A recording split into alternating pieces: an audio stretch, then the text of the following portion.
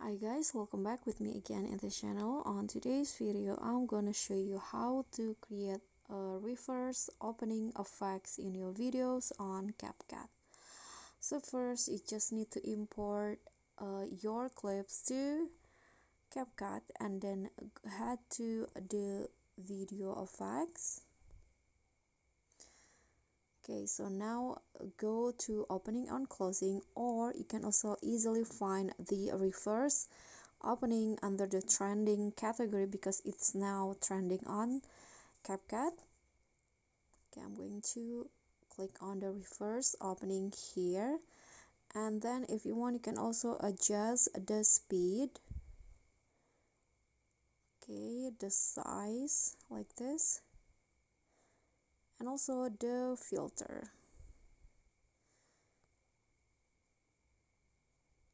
Okay, when you're done, just click on a check icon, and I'm going to apply it to the first clip only.